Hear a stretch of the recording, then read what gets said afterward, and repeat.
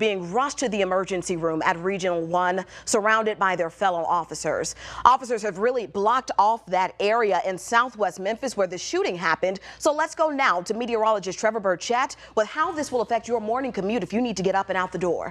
Yeah, big time delays this morning, Yvonne, down toward Westwood and southwest Memphis. This is right there at Shelby Drive and Horn Lake Road. So still some pretty big delays there as police continue that investigation. Now, Shelby Drive is open. If you need to get by on Shelby Drive, you can do that. But Horn Lake Road remains closed this morning. That's in front of Jeter K-8 and Jeter Park. So I would still just avoid that entire intersection if you could at Horn Lake Road and Shelby Drive. Now, some alternate routes to help you get around that if that is part of your commute. I've kind of made a square for you to help you get around that. You can use Winchester on the north, 3rd Street, Highway 61 on the west, Holmes Road on the south, and Elvis Presley on the east. You can use all of those areas to avoid that area down near Shelby Drive and Horn Lake Road. Again, that's where that police investigation is still ongoing after 3 officers were shot earlier this morning, Yvonne.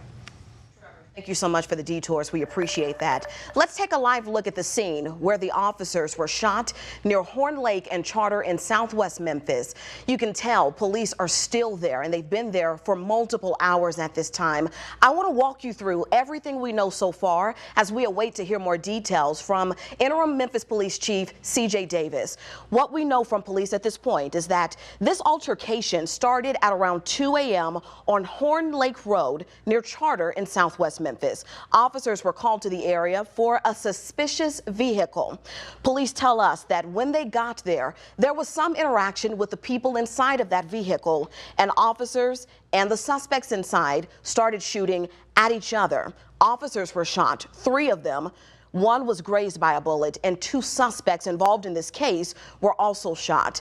All 5 are in Regional 1 right now. Let's go live to Ruben Diaz, who is right outside of Regional 1 with more on what we're learning there. Ruben. Good morning, Yvonne. Yes, we've been here all morning long. I got here around 4 o'clock this morning when the scene here at the hospital was very active here at Regional 1. What we can tell you right now is we are waiting all patiently for Interim Police Chief C.J. Davis to hold a press conference. We are expecting her right around 8 o'clock this morning, but no word for sure on exactly what time she'll be walking out. At any moment, she could come across the street. If that does happen, I will step out of the way so that we can take this press conference live. To recap what we know so far, we do know that both officers that were shot are here at Regional 1, as well as the 2 suspects. It's all according to MPD and their Twitter account. We also learned, of course, earlier this morning that the 3rd officer was grazed by a bullet and then was getting treated for minor injuries at that point in time. Those are the only updates we've got on any of the conditions at this point. That's what we're waiting to hear from when the Interim Police Chief steps out to hold this press conference here in a few minutes. Again, the scene has continued to evolve all morning long. Around 4 o'clock this morning, there were probably 24 police cars here. Now there seems to have been another shift change and another group of police officers here behind me now as we await this press conference. Yvonne, we'll be out here waiting to hear from Interim Police Chief C.J. Davis. As soon as we get word that she's coming out, we'll bring that to the people live. Yeah, Ruben, a quick question before we go for you. You've been out there for hours this morning, and we've seen a lot of support and solidarity from police officers that have been parked outside of Regional 1. How is that seen now? Yeah, you're still seeing, Yvonne, it's a little hard to hear you because of the natural sound in some of the video, but you can still see a group of police officers here behind me. They're all just kind of waiting to see what happens next. Again, we're all waiting for Interim Police Chief C.J. Davis to come out and hold this press conference at 8 o'clock. Not too much activity outside of the hospital. I'm sure that there's a lot more activity inside behind closed doors where we can't see them. But as of right now, this morning when I first got here, I saw a handful of police officers together kind of talking and congregating in front of the hospital, and then you can see another group there behind me now. Again, I'm sure a lot more happening behind closed doors. We're just not privy to that right now, and we'll keep you updated. Again, as soon as the Interim Police Chief steps out, we'll be bringing that to you live. Yvonne? Ruben, thank you so much for being our eyes and our ears on the ground there. It is important to remember as we're covering this big developing and breaking story that the officers that are in the hospital right now, those 3, not only are they officers, but they're people, and they're people with families. This is a devastating day for many of those families that are waking up and realizing what has happened to their loved ones. All right, we're going to get to that press conference in just a few minutes, but I believe Stephen Reels is live and standing by in southwest Memphis. We'll get to him in just a little bit, but now let's go back to Ruben and that press conference. C.J. Davis is walking up to the podium now.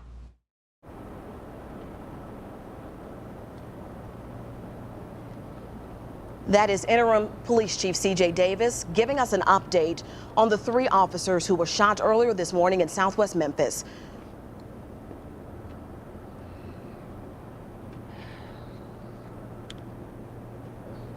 Listen in. Everybody here? All right. They'll tell me when. Can you hear me? Okay.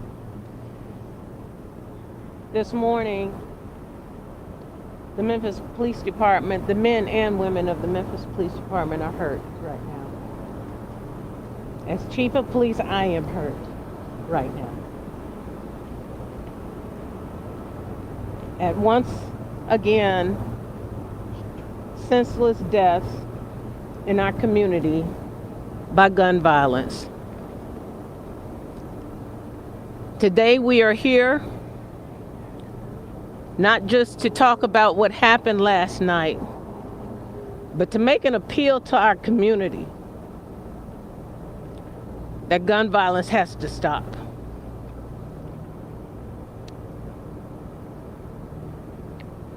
At approximately 2 a.m., officers responded to a suspicious vehicle call at Horn Lake Road and Charter Avenue.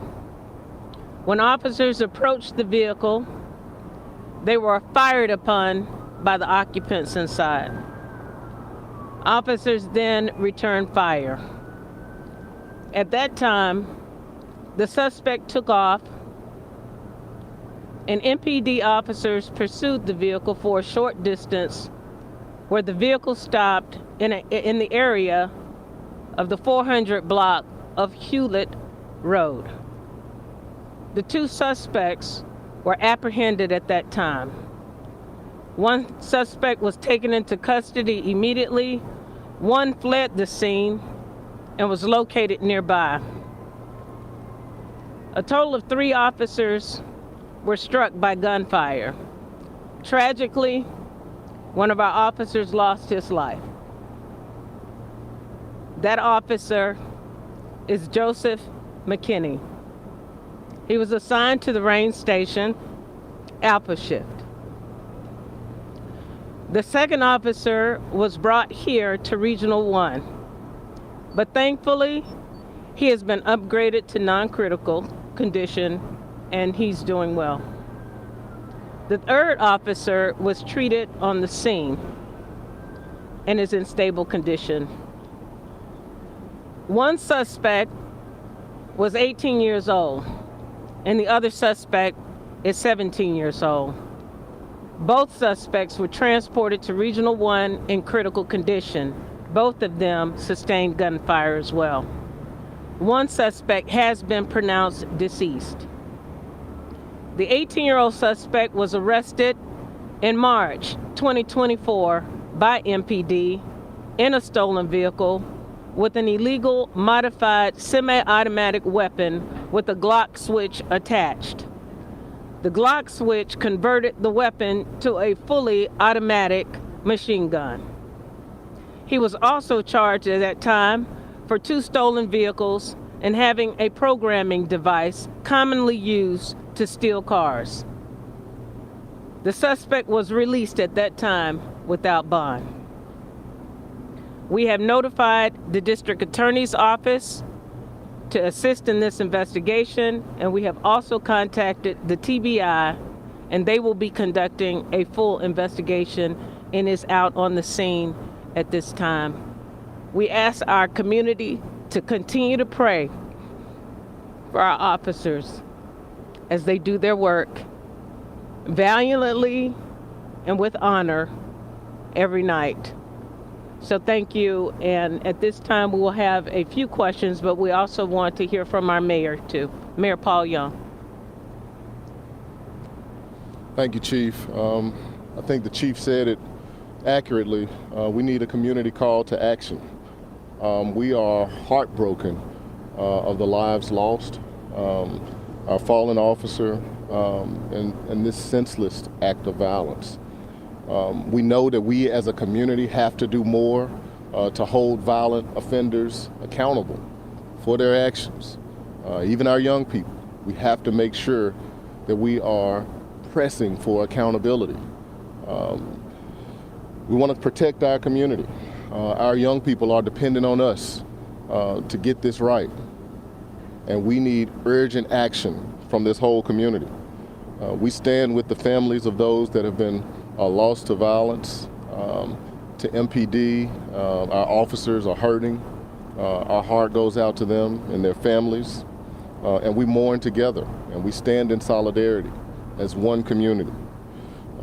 But I want to reiterate that we do need community action. The only way we can reverse this thing is that everyone plays a part. We need our parents to step up. We need our churches to step up. We have to be the village that is going to protect this community. It's just a shame that our young people are making these choices, and we need them to make better choices. We need them to understand that this is damaging our whole community, that families are being torn apart with the violence that we're seeing in our community. And as a city, we're committed to working as one unit to get this thing right. Thank you. Can we get the spelling for Officer McKinney's name, please? Yes, I want to make sure I get that right too.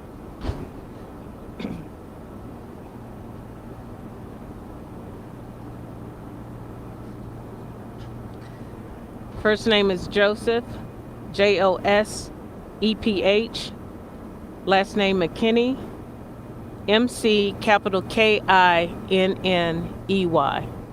this was a suspicious vehicle call, so what caused officers to make the stop in the first place? They didn't make the stop. It was already sitting there. It was called in to the officers to check out the vehicle. So what was suspicious about the vehicle? I don't have that information right now. Anytime my officers are called to a scene about a suspicious, it's their responsible to respond and check out what the situation is. Who made the call? We're not sure, sir. How long has the officer been with the department? He joined the department in 2020, so approximately 3 years. Which of the suspects died? The driver of the vehicle, I believe 18 years old. Do we have their names? Not at this time. You said one suspect is deceased. Is that the 18-year-old or the 18-year-old. Last question. Last question. What is your plea on to parents when you've got two teenagers that were involved in this, an officer is dead? What is your plea to parents when it's so different to use gun violence? Well, we're not just concerned about, our officers. We're concerned about the public in general. This could have been anybody. And we're just really, really disturbed at the boldness and the use of weapons in just all these different situations that we're seeing in our community. We have a family that's grieving now. We have a wife that's grieving now. We have the family of the suspects that are grieving now. And as a community, we have to do better. We have to, ensure that parents know where our young people are at 3 o'clock in the morning. And we need to work together as a community to do whatever we can within our breath to work on reducing gun violence in our community. So this is a very tragic situation.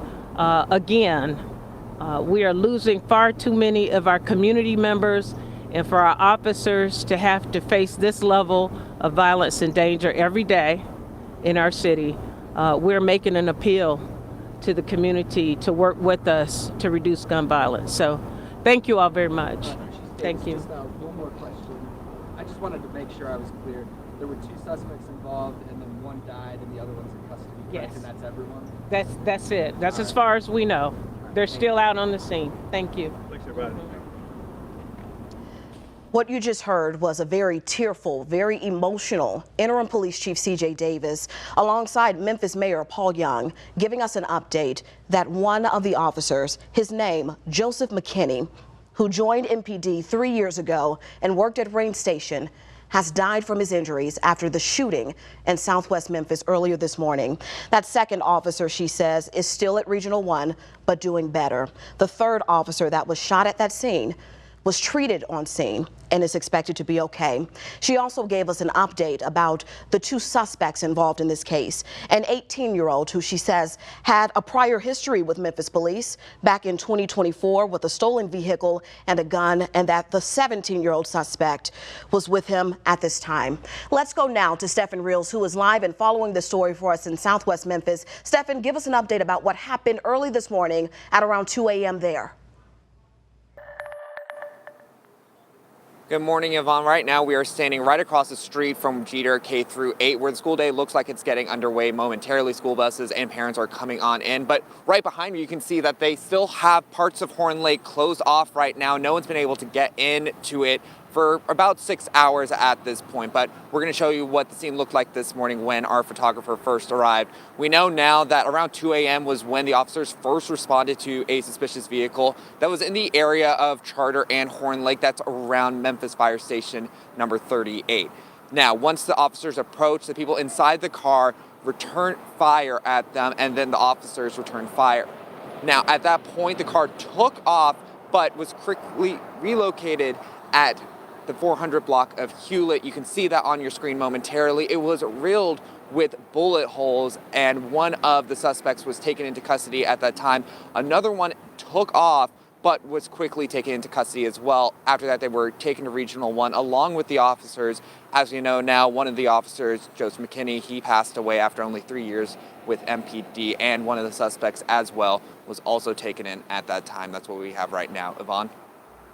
Stephen, thank you for that update. You can stay with us for more updates on this big developing breaking news story, not just today, but in the weeks and the months to come as we continue to follow what happened here. You can stay with us on abc24.com/now for those latest details, but also download our free ABC24 app. It is available to you, and it's free in the Apple App Store and in Google Play. Thank you so much for joining us for this special edition of ABC24 News this morning. We're going to send you back now to Good Morning America.